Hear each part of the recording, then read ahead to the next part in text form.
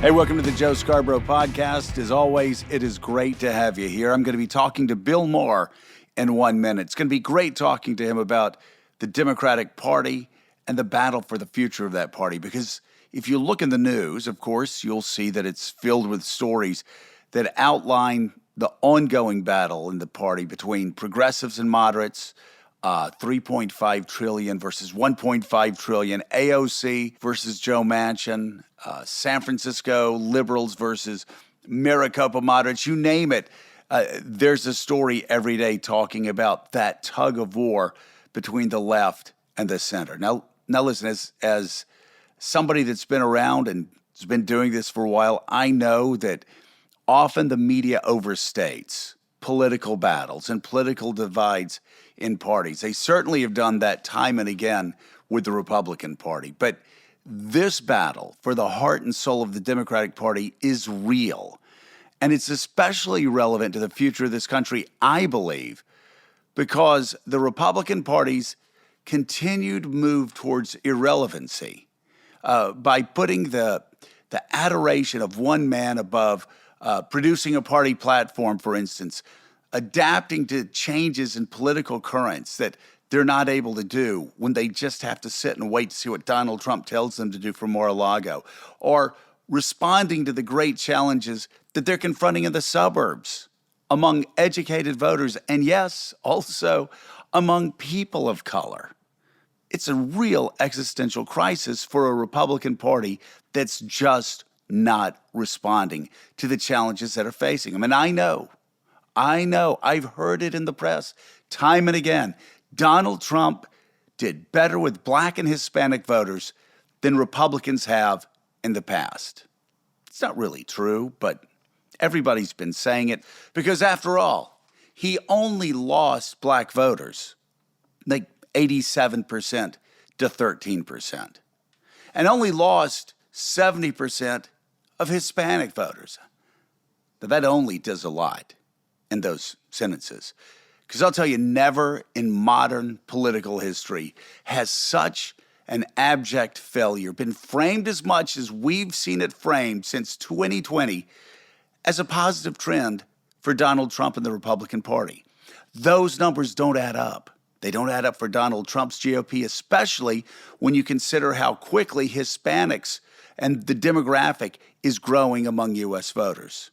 So this battle for ideas inside the Democratic Party matters so much because the Democratic Party matters so much to the future of American politics, at least over the next 30, 40 years. Now, absent a radical shift away from Trumpism or Democratic self-sabotage, I think the party of FDR, Kennedy, and Biden, they will control American politics for a generation. But Bill Maher is worried, and we're going to talk to him about this in a minute. He's worried that the Democrats are, in fact, squandering an incredible opportunity and undermining their future by lurching too far left. He's really become outspoken, and I know if you watch him on Real Time on HBO every Friday night, you know he's really been outspoken on the excesses of progressives, what he sees as the excesses of progressives, and what he sees as the danger of woke politics. So let's bring in the star of HBO's Real Time with Bill Maher. It's on every Friday night, as you know, and also a guy who, in true Willie Nelson style, is back out on the road again, Bill Maher. Bill, thanks so much for being with us. Now, is this the first time you've been out going on the road, doing stand-up acts since COVID hit? No. I've been out since June. Been to about 12 different dates. Red states, blue states. Very different experience in red states and blue states. But I've been all over, and it's been amazing. I mean, people are hungry in whatever state they're in for the live experience. And just to hear, that kind of raw comedy that I do, especially in a whole new environment, because the last time I was on stage before June of this year was February 2020. Trump was president. So it's a whole new act in a whole new world, and there's a lot that needs to be made fun of.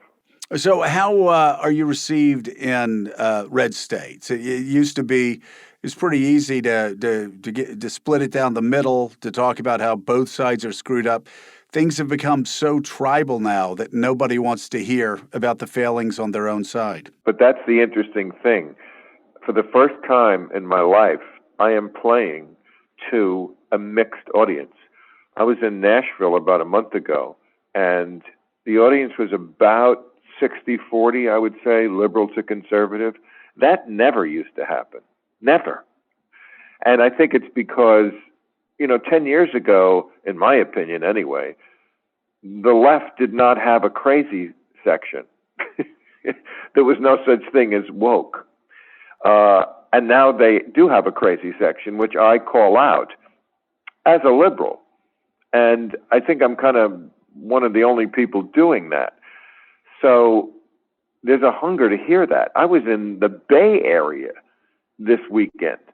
The Bay Area, San Francisco. And, I do a long section at the beginning about where the Republican Party is, which is more what the audience would expect from me, and it's all still true. But then I say, I'm going to have to talk about the craziness on the left too. And there's a big roar from the crowd. That's in a very liberal area of the country. I think traditional liberals have had it with the far left of their own party, and they enjoy this too. But to be able to play to a crowd like I did in Nashville, that's almost split even, that just never happens before. It never happened to me before. My audience was almost all completely liberal, but things have changed. Well, I remember it very well. First time we met in, I guess, 95, 96 on Politically Incorrect. Every time I went there. By the way, for people who don't know the story, you were extraordinarily nice to me when a pack of wolves descended upon me from the left there, and you defended me, and I greatly appreciated it. But I would always joke when I went on your show, there would be, I would say something, and that's why we have to get God back in schools, or whatever the conservative punchline would be, and there would be one guy in your audience with a NASCAR shirt clapping. I'd go, yeah, you, man, you're fucking, you right. Know where it's at. So when you tell me that you're playing to 60-40 audiences, I see that as a sign of hope. I do too. Exactly what I said. And in Nashville, I would say that when I was doing Trump jokes, there was a little grumbling and groaning, but not in a mean way. And on the other side, when I made fun of the left, there was some of the same. But everybody there was in a good mood. They were all laughing together. I think they all also realized when I was making fun of the people, even on their team, that there was absolute truth in it. So it wasn't a mean kind of, oh, I hate you, I can't sit in the same room with you. And God, we need so much more of that. We have to have this country come together again. I keep saying on my show, unless you solve the hate problem, you will never solve any of our political problems. In other words, when somebody just hates the other person, you don't even listen to what they say, and you won't even entertain what their point is. So as long as we are in this place where I just hate this other side, nothing is going to change. I was mentioning to a guest a week ago that I say in my act at one point, talking about people like Josh Hawley and Ted Cruz, who were part of the insurrection on January 6th and are still in the government. And the line is, what do you do when people in your own government don't believe in your form of government? And more than once, someone has yelled out from the crowd, kill them. And that's a liberal, because I'm asking what do you do to these conservatives? Now, I think those people should be held accountable, but kill them is not the answer I'm looking for, and it should definitely not be the answer coming out of a liberal's mouth. But that's where we are. And certainly, of course, kill them is an idea that's very prominent on the right for a lot of the people they don't like. We have to step back from that. Yeah, that's the wrong answer. No points given for that answer to Bill's question when he shouts it out from the stage. No point. So this is fascinating because I'm an optimist. I've always been an optimist. I've always believed that both sides needed to get along, figure out how to work together. That sort of the genius of our government. But there have been few reasons to be hopeful. You're giving me reason. Yeah, this is actually, it's like Horton hears a who. It's like I hear something coming finally. But I heard the same thing happened with friends went to a Chappelle concert in Fort Lauderdale, and Chappelle said, "I know you're all Trumpers," and then he tore Trump apart for 60 minutes, all sort of good-natured, also made fun of people on the left, did things that offended people on the woke left. And the audience just absolutely loved it. For some reason, they can sit together and listen to great comedians and somehow work through their differences. Yeah, I mean, I don't think that comedians are going to be able to single-handedly save America, but it is a slight beacon of hope that somewhere, at least a couple of us can get on a stage and talk to people who are otherwise on the other side of the political divide.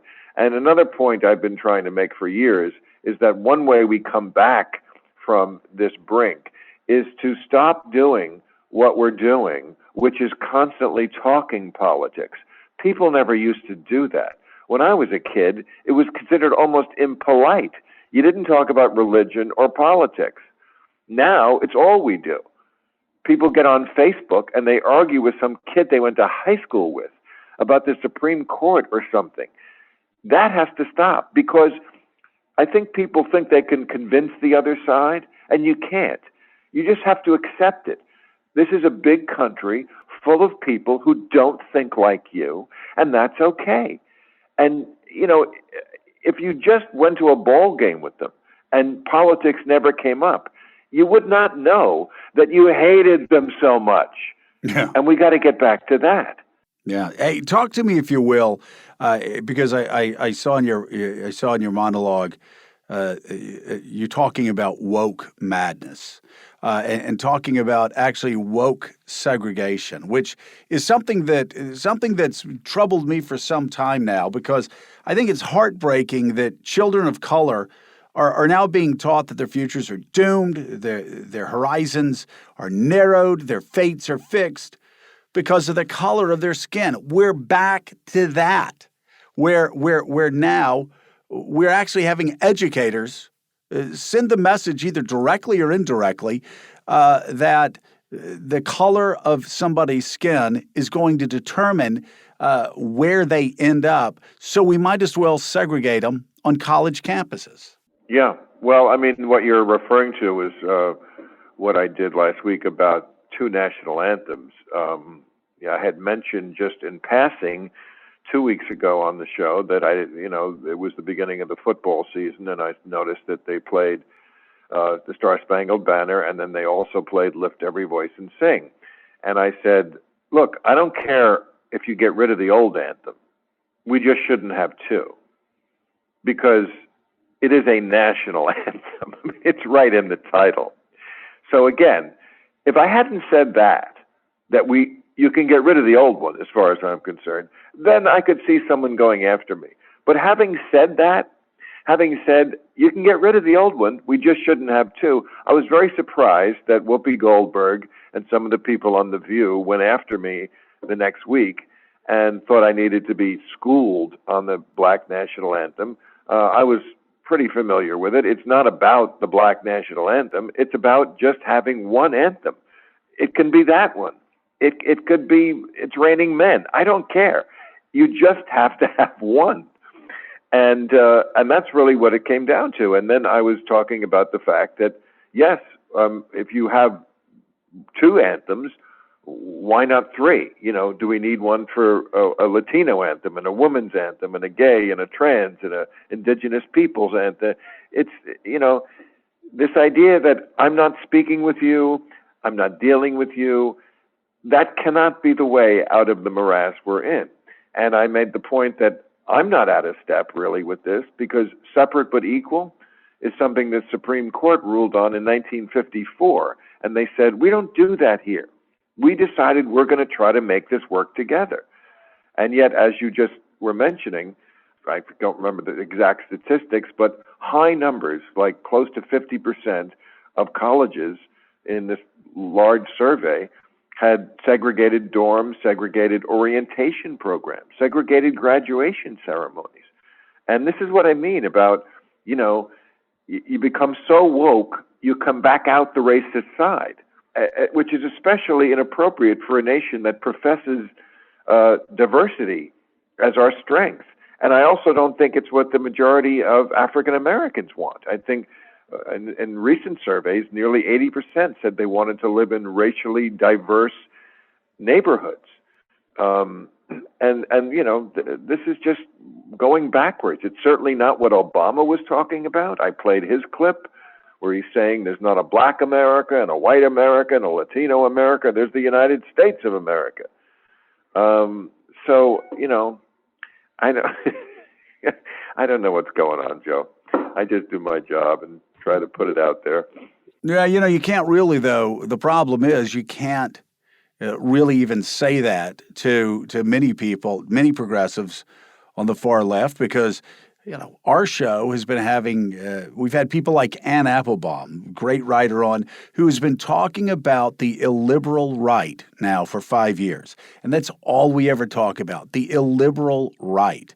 Well, we had Ann Applebaum on for her Atlantic piece where she was talking about wokeism on college campuses and the media across America. And it's just something that progressives didn't want to hear. They were shocked and stunned and deeply saddened that we'd even dare talk about that. It is a problem that deeply offends liberals and independents and conservatives. And yet, to progressives, to many progressives, white progressives especially, it's a problem that they continue denying exists. Right. And you also bring up another point that I think is a big problem, is that each side only hears the things they already believe and think they already know. We live in these information silos. So when you bring up a subject like that, immediately they get their back up because it's like, that can't be true. I haven't been hearing that on your network. Mostly, probably they could hear it on your show, but if they're not up that early and they only listen to the rest of the lineup, they probably don't hear that. And on the reverse side, they don't hear a lot of stuff on Fox News. I mean, what I'm always screaming at the TV is, tell me the whole story. Just tell me the whole story. We saw that, for example, with ivermectin. I noticed that the late night comedians always made the jokes about, the Trump people are taking horse medicine, leaving out the little part that it's also a drug that's been prescribed millions of times for humans. But it didn't fit the narrative because we don't care about truth anymore. We just care about the narrative. It's a drug. It doesn't have a political dimension. It shouldn't have a political dimension. Maybe it works, maybe it doesn't. Same thing with the lab versus the bats theory, where the origin of COVID virus in Wuhan. Was it bats? Was it eating bats? Or was it from experimentation in the lab? I'm not even saying that there was a conspiracy to release it. It's just that it's hard to keep things in a lab. All it takes is one guy to walk out with it on his shoe. It could have happened that way. And yet Facebook made it completely verboten to even discuss that for 4 months. That's outrageous. It's not a political issue. And yet we make everything into one. So let me ask you before you need to go. Let me ask you really quickly about the Democratic Party. You're a traditional liberal, certainly not progressive. I'm curious, how do you think the Democrats are doing? Obviously, the stakes for a lot of Americans very high. If the Democrats screw this opportunity up, that means Kevin McCarthy is going to be the next Speaker of the House. Donald Trump likely will be running for president again, and we're off to the races again. How are the Democrats doing, and do you think America could survive another 4 years of Donald Trump as president? Well, I would have liked a little more competence. The whole point of getting rid of Trump for a lot of people was, this guy's just, as I think we are both, you and I, Joe, on the same page there. He was just loathsome as both a leader and a human. And it was just, just a shit show all the time. You just didn't know when you woke up and you looked at the news feed. What did this guy do today? Did he appoint Ivanka's wedding planner as the head of Homeland Security? It's just ridiculous. So, their message, a lot of it was just, I'm not Trump. Okay, but the pullout of Afghanistan looked exactly like how Trump would have done it. It was a mess. I don't know why he couldn't have stuck the landing on that better. But, every day I wake up and it's not Trump president, I'm glad, but they're in trouble right now. I mean, they need to, I think, get their act together. They need to tame their far left caucus, which I think has far too much leverage right now. I think they should have just passed independently the $1 trillion infrastructure bill. You want to win elections? Pass that bill. And then your representatives can go back to their districts and say, oh, we've got some shiny new roads and bridges for you that we built with $1 trillion, which used to be kind of a lot of money. To hold that hostage to this bigger one, which does seem kind of bloated, I don't know. So I think they have a lot of work to do. All right, Bill Maher, thank you so much. October 16th, going to be at Denham Center in Pittsburgh, Pennsylvania. October 23rd at Lyric Theater in Baltimore, and November 13th at Hulu Theater in New York City. I am going to be there with bells on with my Republican, Democratic, and Independent brethren, having a come-together moment. Oh, great. You coming to the show? I'd love it. I will be there, Bill. Thank you so much for being with us. Okay, Joe. Great to talk to you. Thank you.